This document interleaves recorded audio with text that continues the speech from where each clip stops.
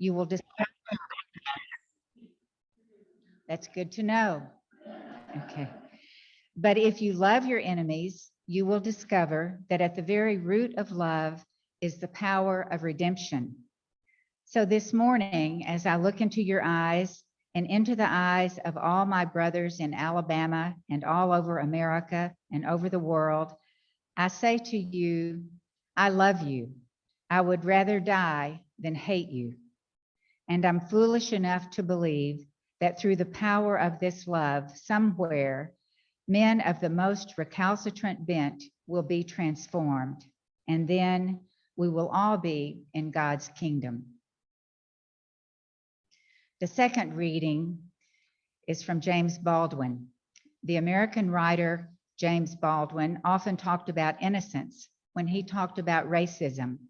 More specifically, he had this to say, writing in his classic, The Fire Next Time. And this is the crime of which I accuse my country and my countrymen, and for which neither I nor time nor history will ever forgive them, that they have destroyed and are destroying hundreds of thousands of lives and do not know it and do not want to know it. One can be, indeed one must strive to become tough and philosophical concerning destruction and death. For this is what most of mankind has been best at since we have heard of man. But remember, most of mankind is not all of mankind, but it is not permissible that the authors of devastation should also be innocent. It is the innocence which constitutes the crime. I'd like to now introduce our friend, Reverend Bob Tucker. Bob retired after serving the First Congregation Church in Houston for nearly 30 years. We're fortunate that he and his wife, Maggie, usually visit us once a month when Bob inspires us with his wisdom and experiences. He was the senior minister of the First Congregational Church of Houston, also the interim minister at First Unitarian in Houston. He has also served churches in South Dakota, Minnesota, and Kansas. He and Maggie taught several years in Turkey, and he is the executive director emeritus of the Foundation for Contemporary Theology. Please welcome our friend, Reverend Bob Tucker.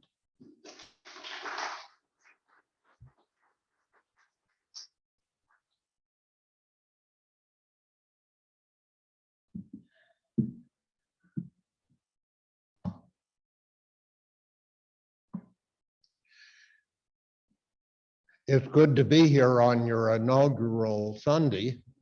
I was thinking of bringing down a bottle of champagne, but I thought about it after Specs was already closed, and therefore I couldn't do that. Anyway, I've been keeping track of your process over the internet, and I must say I've been quite impressed by the diligence with what you've approached the issue, and also on how you've set it up. So I hope that it works well for all of you and also for all of those on Zoom as well. In fact, I think that Zoom has been one of the godsends, to use that word in a non-literal way, for this particular period. It has not only kept churches connected with each other, but also community organizations.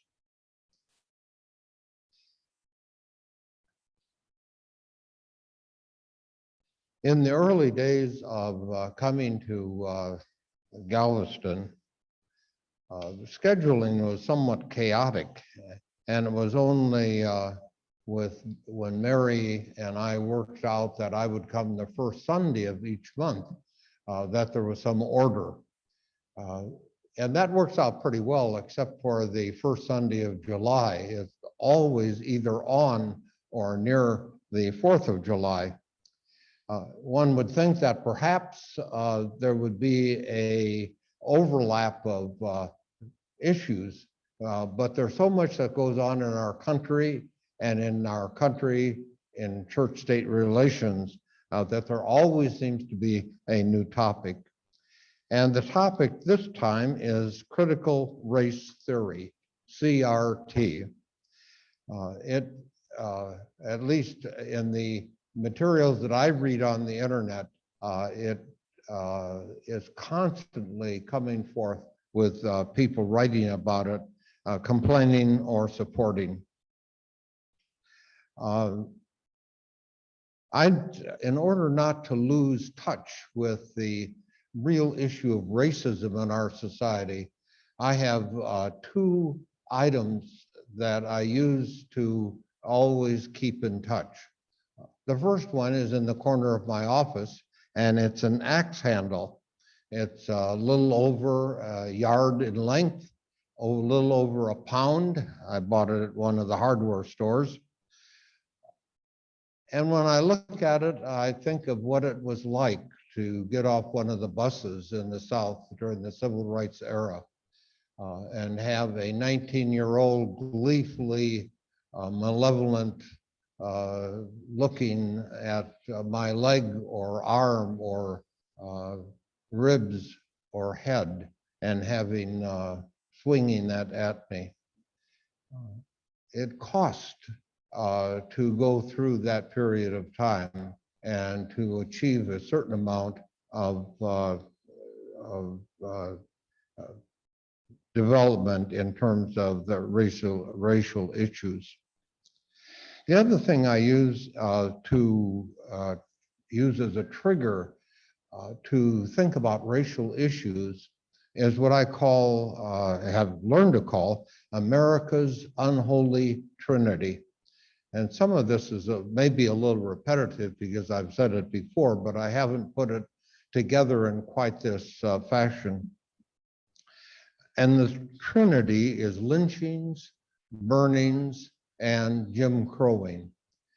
First, the lynchings. There is a museum over in Montgomery, Alabama now called the National Memorial for Peace and Justice. And it has a tribute to all of those who were lynched from 1877 to 1950. There are a little, almost 4,400. And along with that, there are pictures of festive crowds of children let out of school and faces gaping, body parts, fingers, toes, ears, noses, and penises passed out to the lucky recipients. The second part of the Unholy Trinity is the burnings of communities. And just a month and a half ago, we were made much more aware of Greenwood, just north of Tulsa. It's the single worst incident of racial violence in America other than the Civil War. There were 150 to 200 people killed in those 2 days. About 10,000 Black people were made homeless. There were $32.5 million in property damage and blocks of burned out homes and businesses. Machine guns were used. Fire bombs were dropped from airplanes. And then in addition, there are a couple of dozen other communities in this country where the community was burned out. And the third part of this Unholy Trinity is the Jim Crowing, just the daily, weekly, monthly, yearly indignities of subservience, never raising one's head since one could lose it. It could be lethal to be noticed. What broke the Unholy Trinity and the legal structure supporting it was the civil rights movement of the 1960s with the leadership of the Reverend Martin Luther King Jr. That era ended with King's assassination on April 4th of 1968. And the riots that swept this country also were known as the Holy Week Uprising. There's a reason why we honor King, both as a national holiday and with a statue next to the Washington Mall. But as my graduate school professor said, and I think I've said this before, at the time of the addition of the under God to the Pledge of Allegiance, that we always build monuments to the dead. When was the last time you noticed King and his ideals and the civil rights movement in the public arena? They faded from the active consciousness of contemporary American life. And why did that happen? In my view, it's that we Americans, at least we white Americans, were tired of the daily turmoil on TV. With King's death, we were able to push that aside and listen only to the Vietnam carnage. King may have died, but racial issues did not. And at that time, the time that King was killed, 1 year before, there was a book that came out by a Harvard law professor and who began to use the term institutional racism, or also known as systemic racism. Institutional racism is distinguished from everyday racial bigotry by the existence of institutional policies and practices. For example, individual racism is often identifiable because of its overt nature. We can see it. Institutional racism is less perceptive.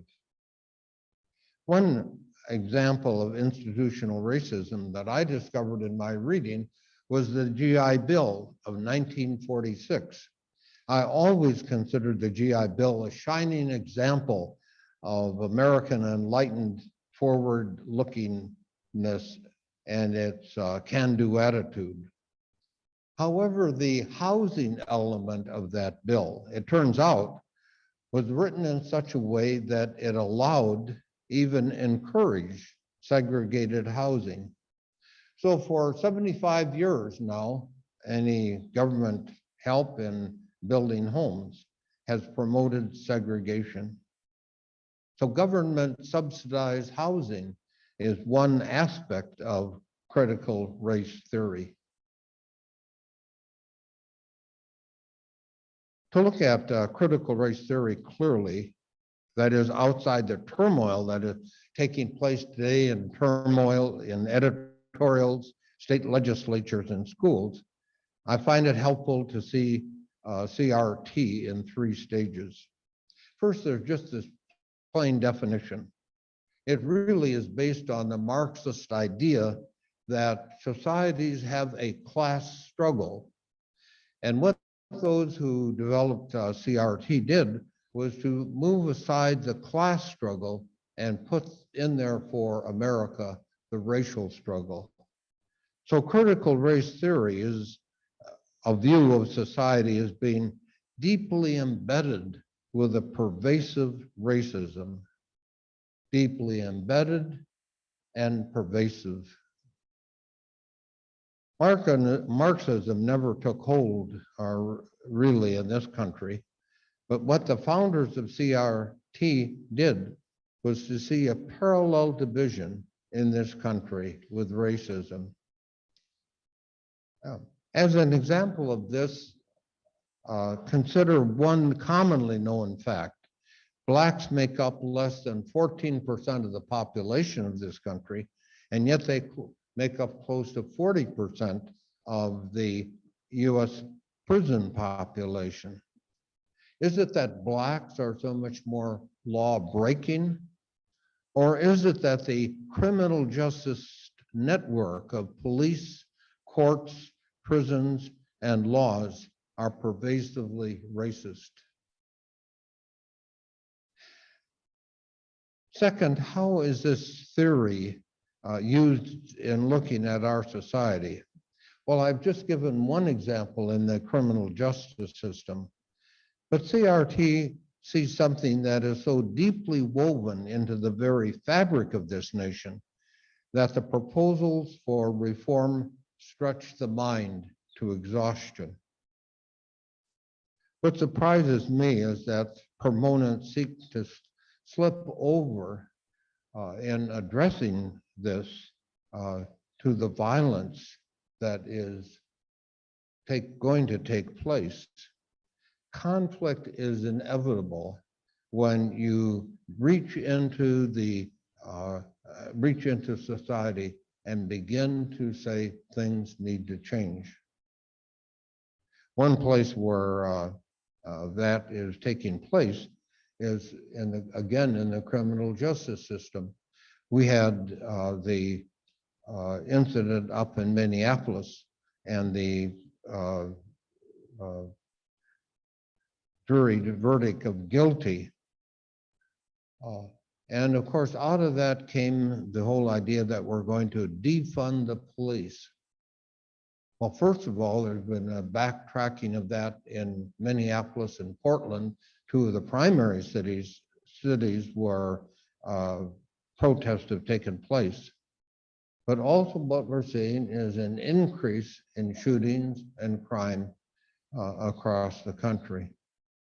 And some of that is certainly attributed to the disregard that we now view police.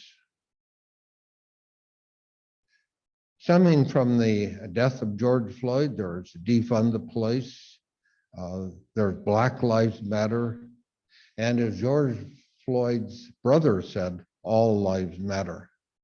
And he was highly criticized for that by those in the CRT camp. So there's not just the turmoil of CRT, but it's exaggerated by the deliberate intrusion of this issue into the division between Democrats and Republicans. Michelle Goldberg, a New York Times editorialist, wrote just last month, Christopher Rufo has worked at whipping up the national uproar over critical race theory, tweeted out in March an explanation of how he was redefining the term. And this is what he said, what he was doing. The goal is to have the public read something crazy in the newspaper and immediately think critical race theory. We have decodified the term and will recodify it to the entire range of cultural constructions that are unpopular with Americans. He's been pretty successful. And the group that is most attacking critical race theory is Fox News. In less than 4 months, critical race theory was mentioned over 1,300 times. Why? Because critical race theory has become the new boogeyman for people unwilling to acknowledge our country's racist history and how it impacts the present. To understand why critical race theory has become such a flashpoint in this culture, it's important to understand what it is and what it is not. But here are some areas of issues that have come up. Critical race theory views traditional values, morality, and standards as tools for the oppressors that attack by attacking America's founding documents.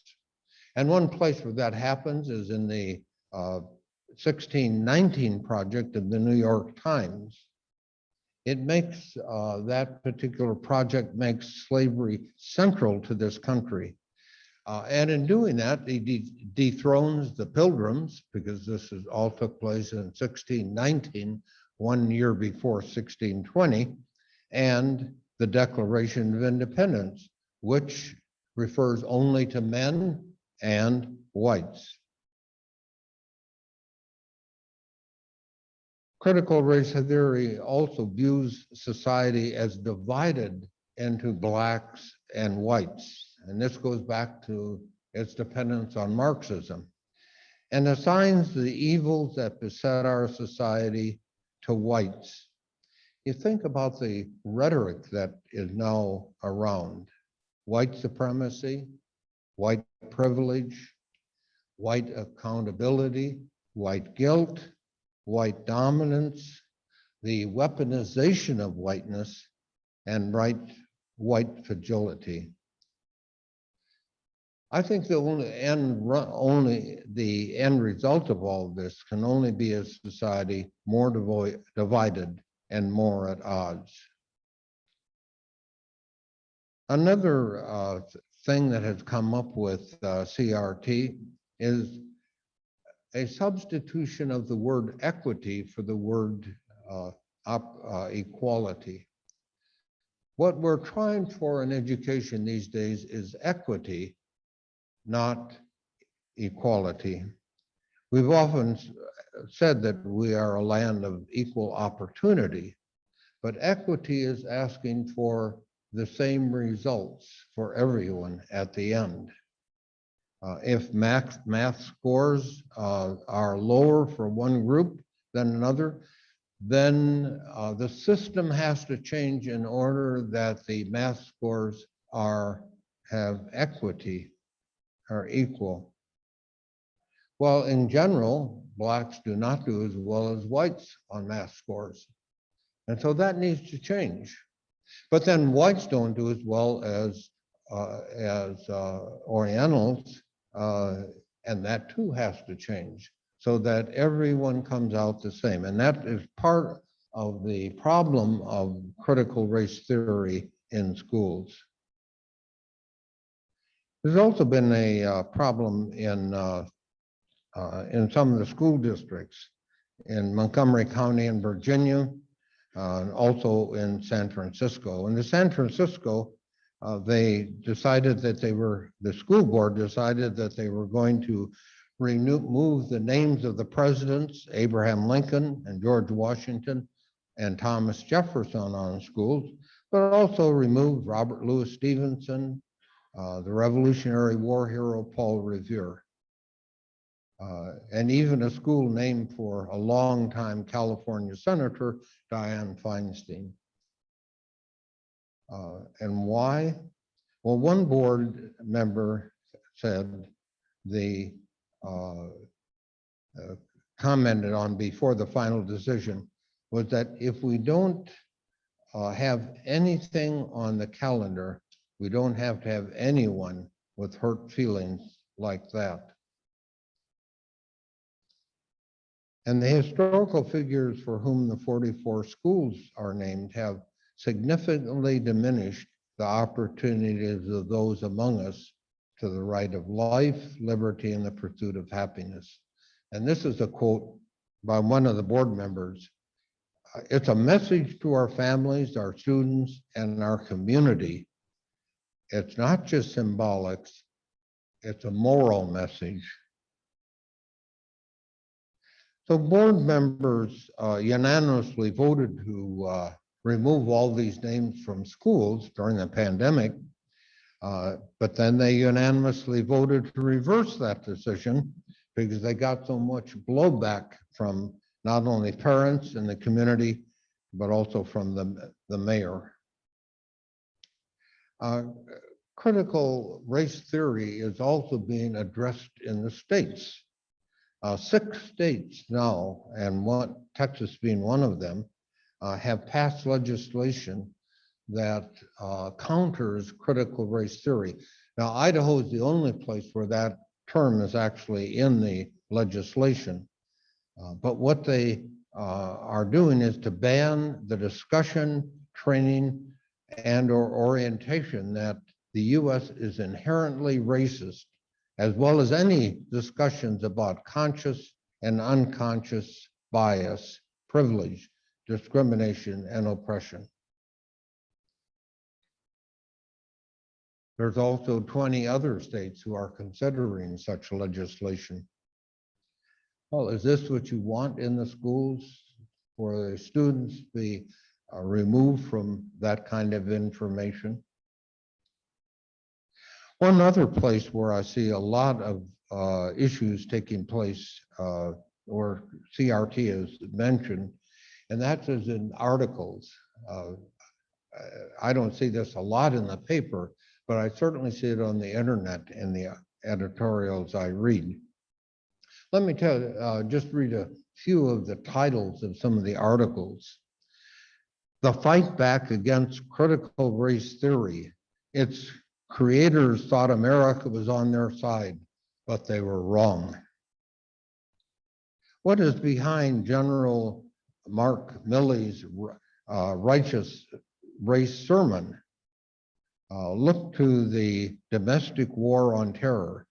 The overarching ideology of Pentagon officials is larger military budgets and ongoing permanent war posture. Their new war target explicitly is domestic white rage. What voters are saying about critical theory should have woke educators shaking in their boots. These are just titles from some of the editorials that I read. A poll, majority of Democrats say the US is not a nation with liberty and justice for all. Yes, there really is a war on math in our schools.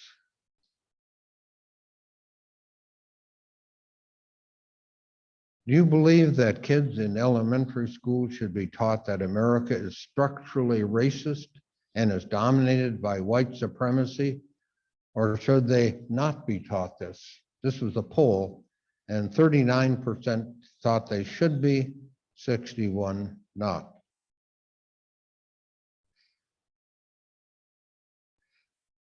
Critical race theory is in such flux, but I don't think there's any determinative way of talking about it or coming to a conclusion. But at least let me share with you some of my feelings about critical race theory, at least as I've read and thought about it.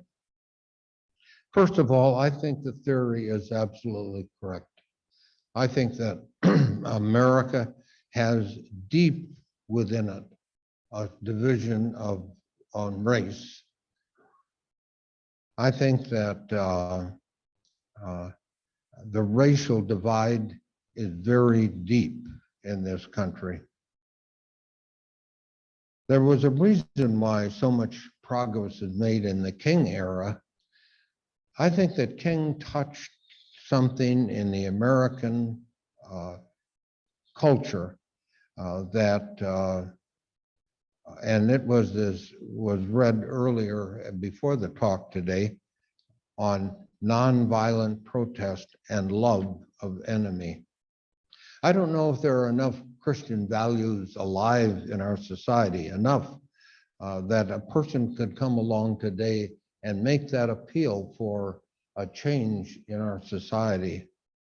But back then it seemed to have worked. King was a Christian minister and based his philosophy on the actions of love for the other. Critical race theory is based on a different kind of philosophy. Instead of bringing together, it separates. It identifies one group as privileged, another group as unprivileged. One group as having the laws on its side, the other group the laws against it.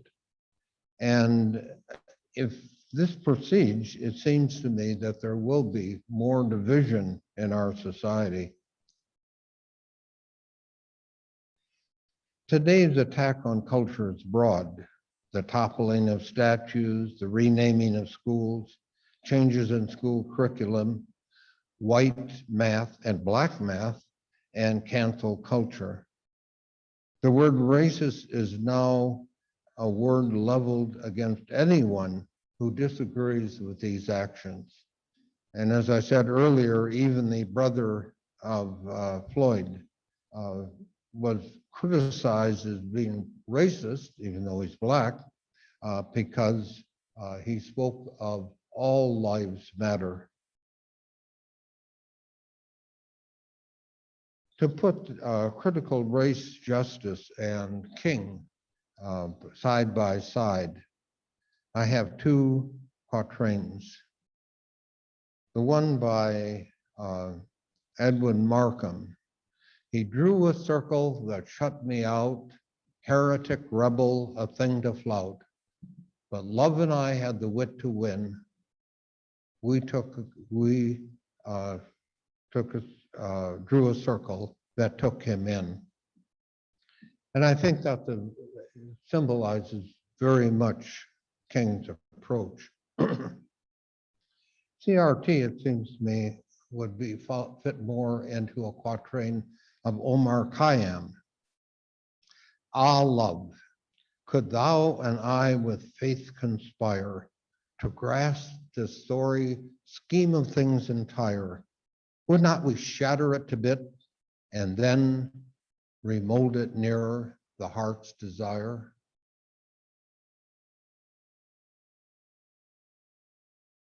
What disturbs me is the shattering to bits.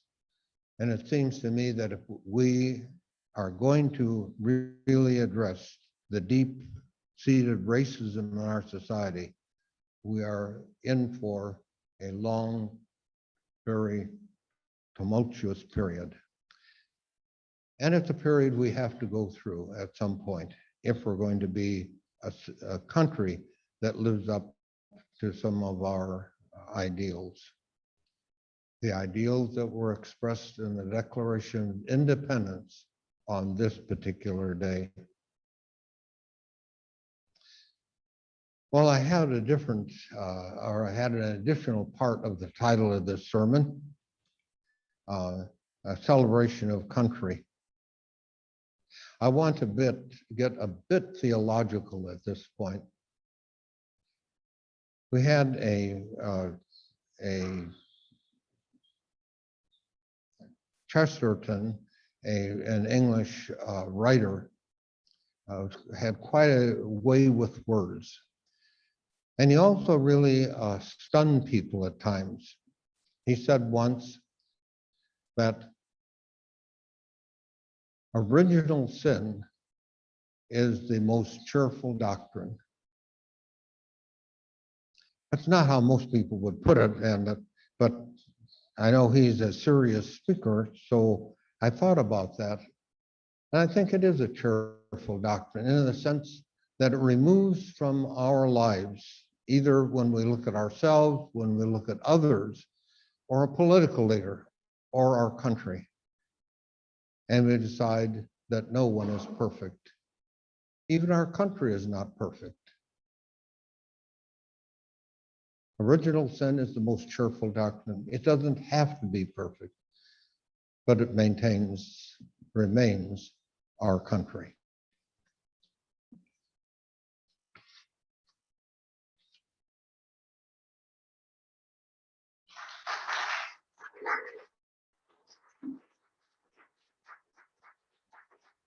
Thank you, Bob.